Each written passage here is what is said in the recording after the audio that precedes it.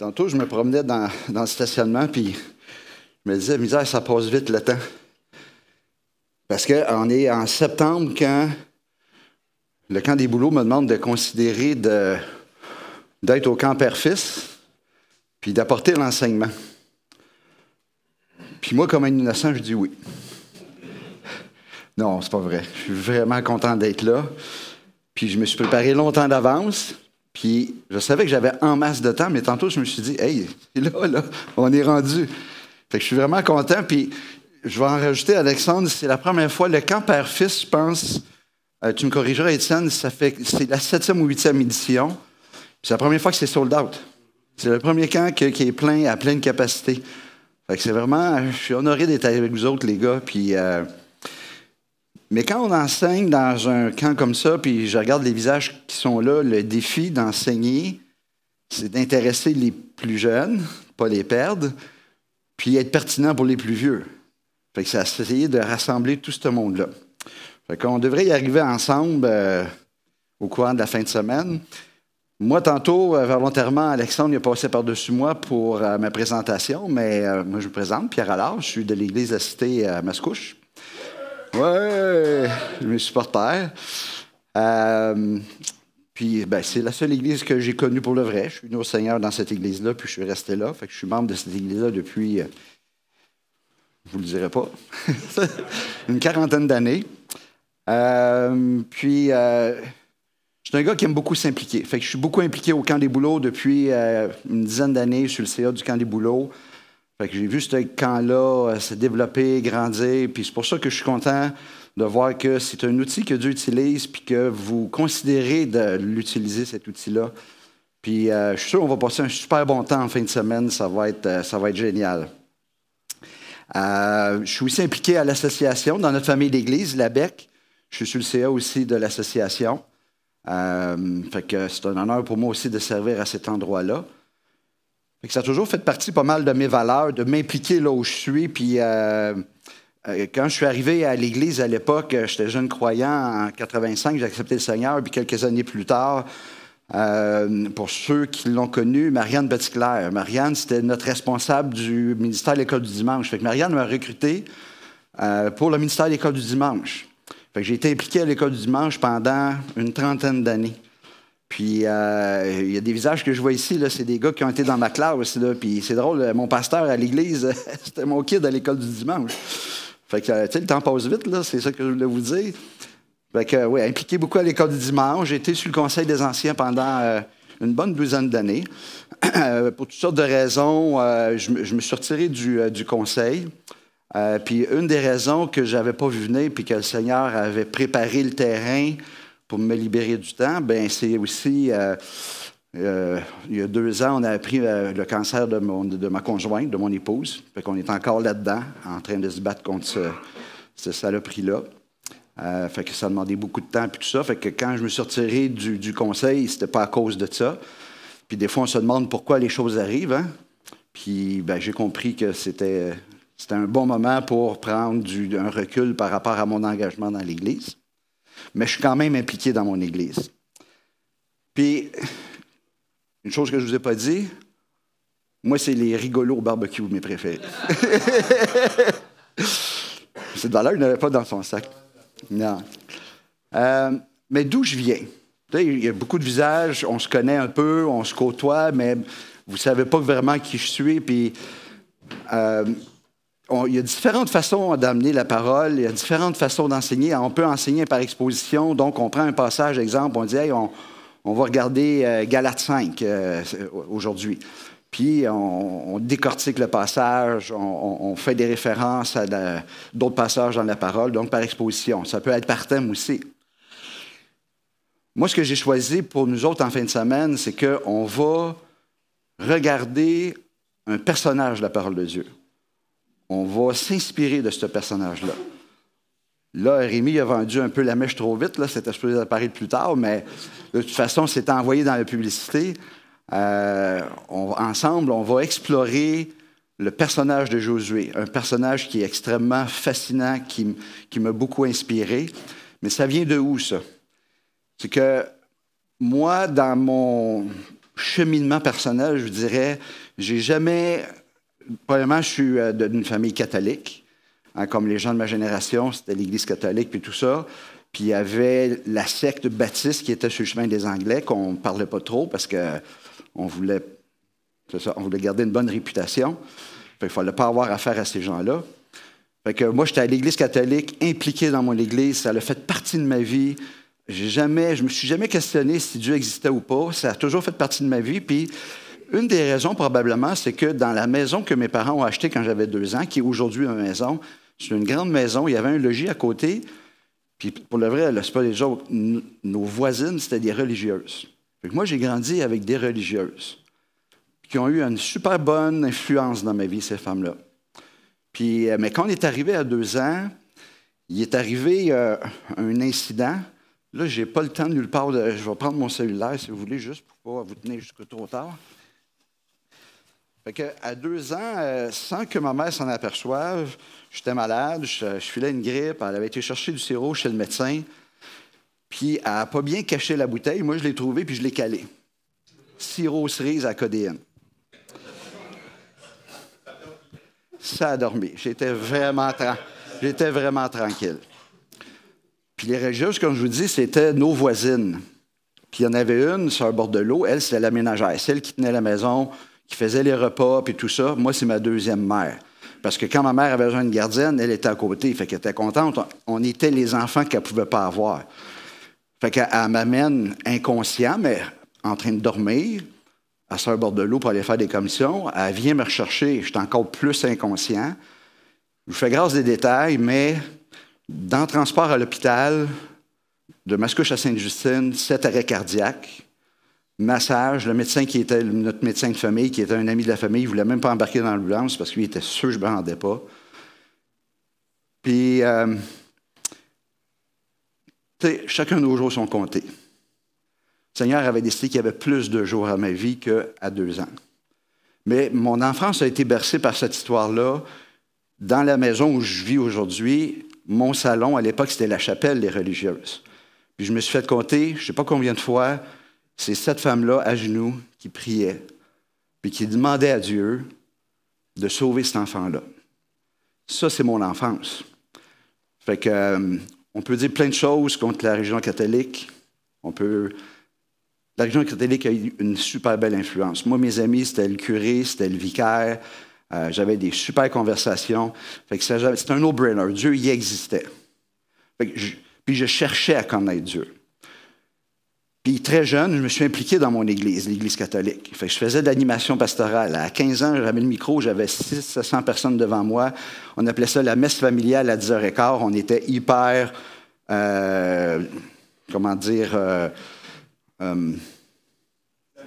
flyés dans le diocèse parce qu'il y avait beaucoup de place pour les laïcs. Fait que le prêtre, il faisait tout ce que le prêtre devait faire, Eucharistie, tout ça. Mais le restant, l'animation, c'était nous autres, les laïcs, qui faisaient ça. Fait que j'animais la messe familiale. Puis il y a quelque chose que j'aimais beaucoup dans animer la messe familiale, c'est qu'à ce moment-là, ma blonde, là, les gars, bouchez vos oreilles, j'avais 15 ans. Ma blonde, qui est aujourd'hui ma femme, elle faisait partie d'eux. Fait que c'était cool. Ma blonde était là. T'sais. Fait que ça faisait une petite fleur de... Mais j'étais vraiment impliqué, puis c'est même pas une question de mettre en doute si Dieu existe ou pas, mais c'était de toujours mieux connaître Dieu. Jusqu'au jour où, quand ma blonde, à l'époque, a eu 19 ans, elle a rencontré le Seigneur. Puis elle a mis de l'ordre dans sa vie, dans le sens qu'elle a compris des choses que moi, je ne comprenais pas. Puis de tout ce temps qu'on a passé, qu'on est encore ensemble, c'est le temps qu'on a eu le plus difficile ensemble. On a vraiment pas assez proche de se laisser, parce que là, tout à coup, il y avait un langage nouveau qui apparaissait. Là, j'ai donné ma vie à Jésus, mais de quoi tu parles? Je suis né de nouveau. Le renouvellement de l'intelligence, OK, là, ils t'ont eu. Là. OK, les baptistes, là, ils t'ont eu. Là.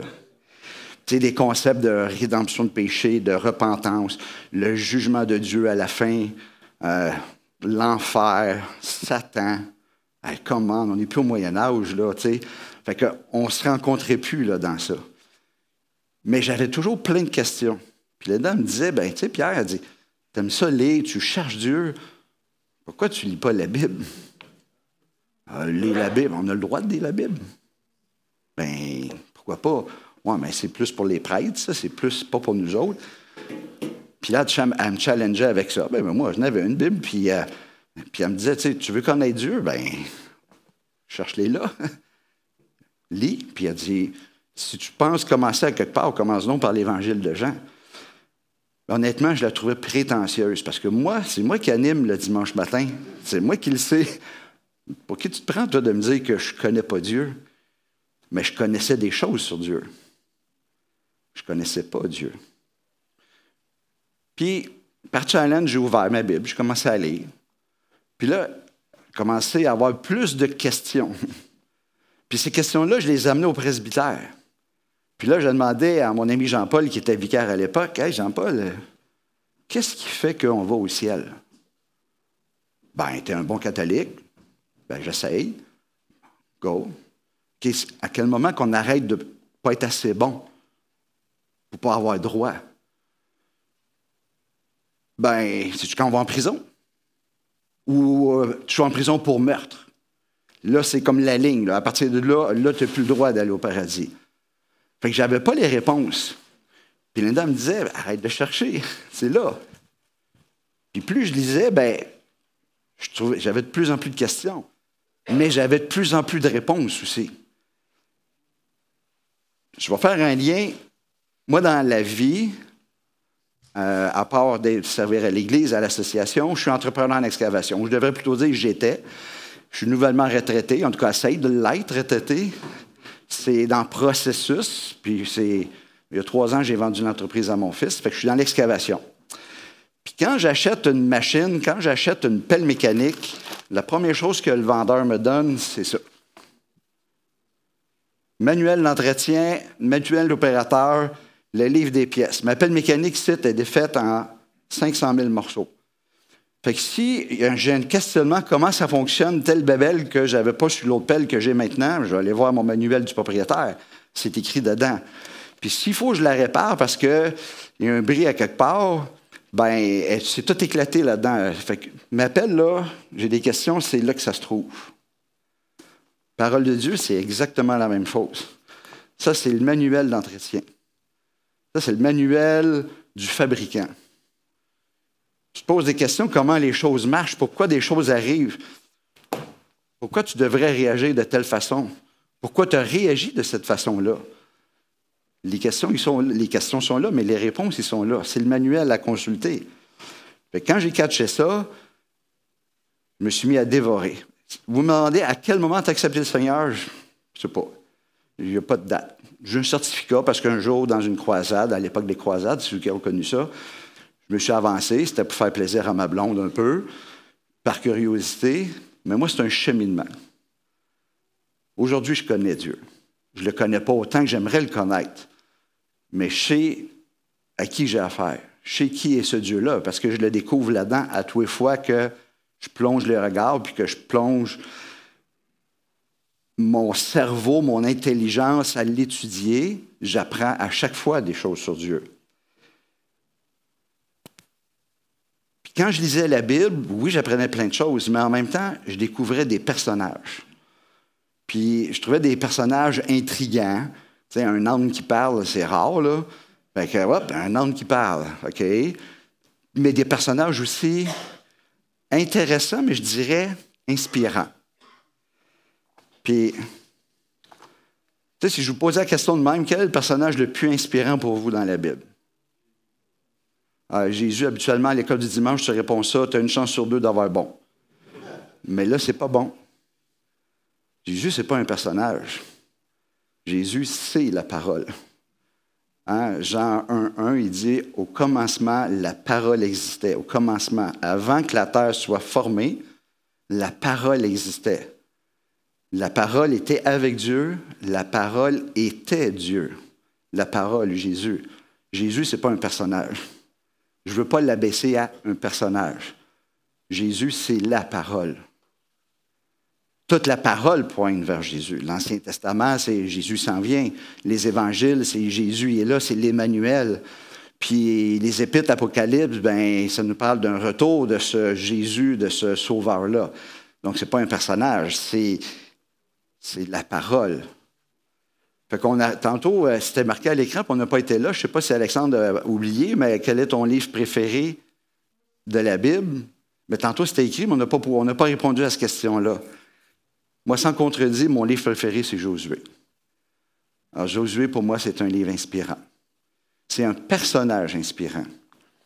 Puis ce que je vous propose, les gars, c'est que dans le temps qu'on va passer ensemble, on va avoir 3 enseignements, 2 demain puis un dimanche. Bien, peut-être que vous connaissez Josué, vous avez lu Josué plusieurs fois. Moi, je vous dis, à chaque fois que je lis le livre de Josué, je découvre toujours quelque chose. Puis ça, c'est la richesse de la parole. J'apprends toujours quelque chose de plus. C'est un personnage fascinant. Pourquoi Dieu a permis qu'on ait écrit un livre sur Josué alors qu'on n'a pas écrit sur Caleb, qui est son chum, son compagnon d'œuvre, son fidèle compagnon. On n'a pas de livre de Caleb, on a un livre sur Josué. Ça appartient à Dieu. Bien, merci Seigneur pour les livres de Josué, parce que c'est un livre qui a eu beaucoup d'influence dans ma vie. C'est un livre qui m'influence encore aujourd'hui. J'étais jeune entrepreneur, puis je lisais Josué, puis j'avais relevé le défi d'apprendre Josué 1.8. Peut-être que vous connaissez. Ma conjointe a fait une super belle toile, qui est Josué 1.8. Que ce livre de la loi ne s'éloigne point de ta bouche. Médite-le jour et nuit, afin d'agir fidèlement selon tout ce qui est écrit. Car c'est alors que tu auras succès dans tes entreprises, c'est alors que tu réussiras. Puis il écrit aussi une partie du verset 9 après. Pour un jeune entrepreneur, c'est très inspirant de lire ça. Je l'ai mis dans mon bureau, puis à toutes les fois que je m'assoyais à mon bureau pour faire une soumission ou que je répondais à un téléphone puis qu'un client m'offrait de me payer au noir un job que j'avais à faire, je faisais juste lever les yeux, je voyais ça, que ce livre de la loi ne s'éloigne point de ta bouche. Ça m'a permis d'éviter de faire beaucoup de niaiseries. J'en ai fait, parce que mon cœur est tordu. Mais ça m'a inspiré. Ça m'a accompagné toute ma vie et ça m'accompagne encore aujourd'hui. Josué 1.8. Puis, écoutez, c'est peut-être pas sexy là, pour des gars, mais j'ai le goût de vous lancer un défi en fin de semaine. Ça vous tente-tu qu'on l'apprenne ensemble, Josué 1.8? Peut-être que vous le connaissez. Y en a-tu qui le connaissent par cœur? Oui, Luc? Oui? OK. Bien, ceux qui le connaissent, Josué 1.8, je vais vous demander d'apprendre le 9 aussi. Oh là! Bien, ceux qui réussissent, on va avoir un coupon pour le boulot crotte. Non, c'est pas vrai. En Josué 1.9, ne t'ai-je pas donné cet ordre? Ne t'ai-je pas ordonné? Fortifie-toi et prends courage. Ne t'effraie point, ne t'épouvante point. Car l'Éternel, ton Dieu, sera avec toi dans tout ce que tu entreprendras. J'ai des signets. Pour moi qui les ai faits, c'est ma femme. Ça va être ici. Puis la beauté de ça, tantôt, Alexandre l'a dit, il n'y a rien d'obligatoire. Je ne vous oblige à rien, les gars. Mais ça peut être un défi, ça peut être le fun. Moi, je vous encourage à le faire. Puis ça va être là. Prenez-en un. Puis apprenez ça en famille, en gang, dans votre cabine. Puis on pourra ressortir avec cette vérité-là. Tu sais, c'est presque un commandement que Dieu donne à Josué, que ce livre de la loi ne s'éloigne point de ta bouche. C'est puissant, là. C'est le manuel. C'est là que Dieu nous dit comment faire. Puis quand il a dit ça à Josué, c'était pas tout ça, là. C'était les 5 premiers, là. C'était les livres que Moïse avait écrits, là. La Bible, elle n'existait pas, là, dans son entier. C'était pas les 66 livres qu'on a aujourd'hui. C'était le Pentateuque que pas Moïse, mais que Josué avait. Puis Dieu, il dit, ça, là, éloigne-toi jamais de ça. Puis je te garantis, Josué, si tu ne t'éloignes pas de ça, si tu te colles à ça, tu vas réussir dans tout ce que tu vas entreprendre. Ce n'est pas une parole magique, là. C'est pas... c'est un fait, c'est une réalité. L'année passée, je ne sais pas s'il y en a d'entre vous qui étaient à la pastorale de l'association. Le thème de la pastorale, c'était redéfinir le succès. C'est quoi le succès? Tu sais, comme leader dans une église, c'est quoi le succès? Tu sais, c'est-tu de passer d'une église de 50 personnes à 100, 200, 300, 500? Ben, ça peut être une définition du succès. En tout cas, on a réfléchi beaucoup à ça. Fait que tu réussiras dans tout ce que tu entreprendras. OK, c'est quoi réussir? Sais-tu que tous tes enfants marchent avec le Seigneur? J'ai juste une nouvelle pour vous autres, les boys. Ça ne nous appartient pas, ça. Ce qui nous appartient, c'est de faire tout en notre possible pour qu'ils marchent avec le Seigneur. Mais le restant, ça ne nous appartient pas. Fait que, on va parler de ça en fin de semaine. Fait que je vais mettre ça ici. Puis si vous voulez relever le défi, ça serait chouette. Prenez-en un, regardez ça ensemble, apprenez ça. Puis, mais qu'est-ce que je trouve d'inspirant de Josué? Bien, ce que je trouve inspirant, je le trouve inspirant à cause de son cheminement.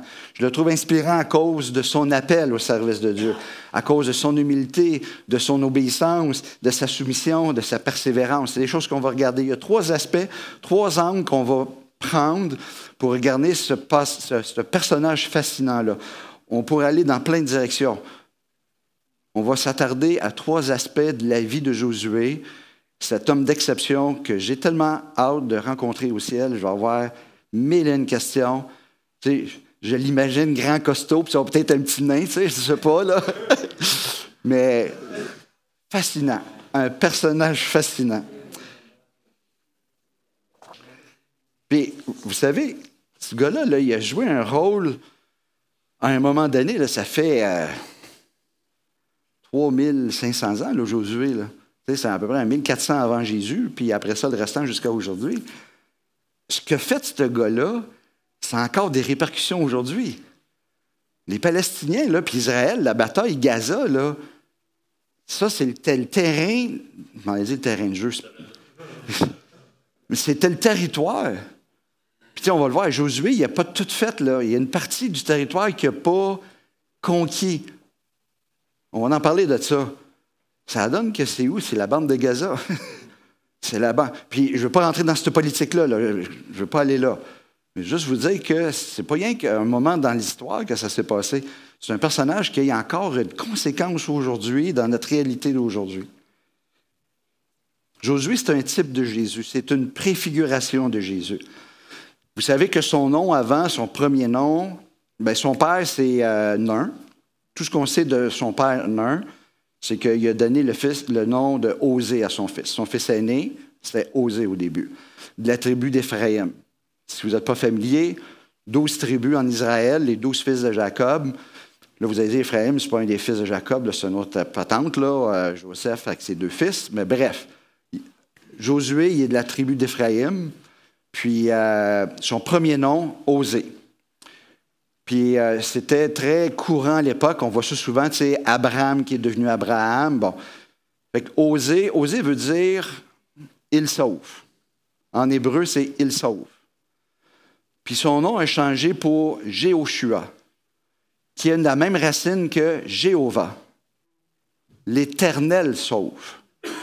Puis on voit dans, je vais vous le lire, si jamais vous avez ça vite, dans Nombre 13, 16, je vous le dis demain, les gars, ayez votre application, votre Bible, on va fouiller là-dedans, on va se promener dans Nombre, dans Deutéronome, dans Josué. Qu'est-ce qu'on lit dans Nombre 13, c'est ça, 13, 16? Ça, on est dans l'épisode où c'est les 12 espions qui s'en vont explorer. Et tels sont les noms des hommes que Moïse envoya pour explorer le pays. Moïse donna à Osée, fils de Nun, le nom de Josué. Josué, c'est de la même racine, le nom est de la même racine que Jésus. Josué, c'est un type de Jésus. C'est un personnage qui pointe vers Jésus, dans qui il est, mais surtout dans sa mission. La mission, on va dire de Josué que c'est un chef militaire, un grand chef militaire, mais qui est dans l'ombre. On n'en parle pas beaucoup dans les livres d'histoire, mais ce que ce chef militaire-là a accompli, c'est pas rien, là. Il est rentré dans un pays ennemi, il a conquis des royaumes immenses, puis il a suivi l'ordre de Dieu pour faire ça. Et c'est une préfiguration de ce Jésus qui a été envoyé par Dieu, puis qui nous promet qu'il va revenir à la tête d'une armée, un chef militaire, pour nous emmener où? Pour emmener son peuple dans une terre promise, dans une nouvelle Jérusalem, dans un paradis. Donc, Josué est un type de Jésus parce qu'il pointe dans la mission même que Jésus a reçue de son Père. Mais un type, c'est toujours imparfait. Josué, il n'est pas parfait. La mission de Jésus, elle est parfaite. À la croix, Jésus a dit « tout est accompli ». Jusqu'à ce moment-là, tout était parfaitement accompli. Et on sait qu'il reste les choses à venir. Mais moi, ça m'encourage de lire dans Josué tout ce que Dieu avait promis à cet homme, à Abraham. « Je vais faire de toi une grande nation, je vais te donner un pays ». Des générations plus tard, Dieu y accomplit sa promesse, puis il donne ce pays-là à son peuple. Si Dieu a fait ça dans ce temps-là, je suis certain que Dieu va tenir sa promesse qu'un jour, Jésus, chef des armées, va revenir nous prendre avec lui pour nous emmener dans cette terre promise-là. Parce que Dieu, il fait jamais ses promesses. C'est un personnage vraiment intéressant et intriguant à étudier. Josué est mort à 110 ans. 110 ans, aujourd'hui, tu dis, waouh, il était temps. À l'époque, c'était plutôt normal, mais il était fatigué. On va voir ça. Il était fatigué. Chapitre 24, dernier chapitre de Josué. Le chapitre 24 nous rappelle toute l'influence de son leadership. Toute l'influence. Il a marqué sa génération. Puis, malgré tout ça, sa campagne, sa guerre, elle aura duré 7 ans. La conquête de Canaan, ça a duré 7 ans. Puis la mission n'était pas tout à fait complète, ce qui montre son humanité. Il n'a pas pu tout faire. Dieu peut tout faire. Lui, il n'a pas pu tout faire. Fait que demain, je vous laisse avec ça, mais demain, on va garder 3 aspects, 3 angles tranquillement ensemble, puis on va essayer de s'inspirer de ce super personnage-là que Dieu a permis qu'on retrouve dans le manuel d'entretien. Puis on va essayer de s'édifier avec ça. Fait que je vous relance les défis, les gars, si vous voulez. Les signets sont là. Fait que venez en prendre un, puis on va essayer d'apprendre ça ensemble. J'ai une longueur d'avance sur vous autres. Merci beaucoup.